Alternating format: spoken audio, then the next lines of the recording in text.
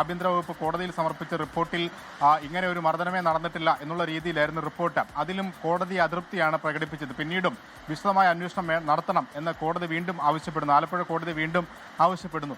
അങ്ങനെ വീണ്ടും നടത്തിയ അന്വേഷണം പൂർത്തീകരിക്കുകയോ മാസങ്ങൾ നീണ്ടിട്ടും അതുമായി ബന്ധപ്പെട്ട യാതൊരു റിപ്പോർട്ടും സർക്കാർ കോടതിയിൽ സമർപ്പിക്കാൻ തയ്യാറാവുകയോ ചെയ്തിരുന്നില്ല. ആ റിപ്പോർട്ടാണ് ഇപ്പോൾ ആലപ്പുഴ പുതിയ സർക്കാർ അധികാരത്തിൽ വന്ന ശേഷം രൂപീകരിച്ച SIT പൂർത്തീകരിച്ച് കോടതിയിൽ നൽകിയിരിക്കുന്നത്. ആ കോടതിയിൽ നൽകിയിരിക്കുന്ന റിപ്പോർട്ടിന്റെ അടിസ്ഥാനം ഈ പുറത്തു വന്നിരിക്കുന്ന ദൃശ്യങ്ങൾ തന്നെയാണ്. ആ ദൃശ്യങ്ങളിൽ നിന്നും വ്യക്തമായ കാര്യങ്ങളാണ് SIT ഈ റിപ്പോർട്ടിൽ പറഞ്ഞിരിക്കുന്നതും കോടതിക്ക് മുന്നിൽ നിലവിൽ സമർപ്പിച്ചിരിക്കുന്നതും. 2 ഗൺമാന്മാർ മാത്രമല്ല മർദ്ദിച്ചിരിക്കുന്നത്.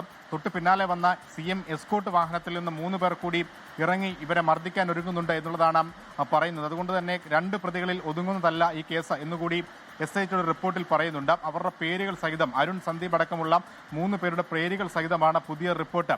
എന്തായാലും ആ റിപ്പോർട്ട് കോടതിയിലെത്തിയ സാഹചര്യത്തിൽ തുടർ നടപടികൾ അതീവ ഗൗരവമുള്ളതായിരിക്കും എന്ന കാര്യത്തിൽ സംശയമില്ല. എന്തുകൊണ്ടാണ് ഈ അച്ചടക്ക ലംഘനം, അത് ചെറിയ അച്ചടക്ക ലംഘനമല്ല, ഗുരുതരമായ അച്ചടക്ക ലംഘനം, ചട്ടലംഘനം SITയുടെ ഈ ഗൺമാന്മാരുടെ ഭാഗത്തു നിന്നുണ്ടായി എന്നുള്ളതാണ് SITയുടെ റിപ്പോർട്ട്.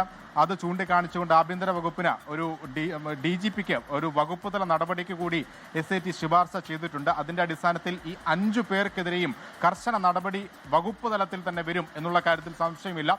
അതിന് അധികം വൈകുകയുമില്ല എന്നുള്ളതാണ് നിലവിൽ അറിയുന്നത്.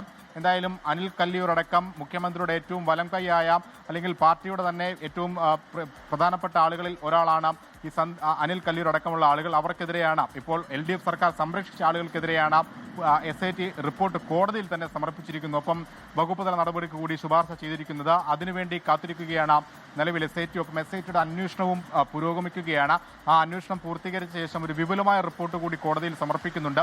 അതിനുശേഷം ആഭ്യന്തര വകുപ്പിന് വിശാലമായ ഒരു അന്വേഷണ റിപ്പോർട്ട് ഈ കൂടുതൽ മൊഴികൾ വീണ്ടും രേഖപ്പെടുത്തിയ ശേഷം നൽകുന്നുണ്ട് എന്നുള്ളതാണ് SIT നിലവിൽ അറിയിച്ചിരിക്കുന്നത്. ക്രിസ്റ്റീന.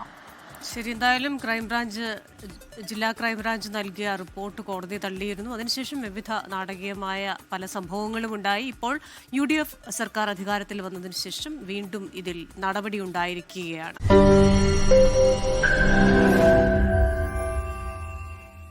ലോകത്തെവിടെയായാലും ഏത് സമയത്തും 24 വാർത്തകളും ഓഗ്മെന്റഡ് റിയാലിറ്റി പാക്കേജുകളും എക്സ്പ്ലെയിനറുകളും വിശദമായി കാണാൻ ഞങ്ങളുടെ YouTube ചാനൽ നിങ്ങൾക്ക് സബ്സ്ക്രൈബ് ചെയ്യാം.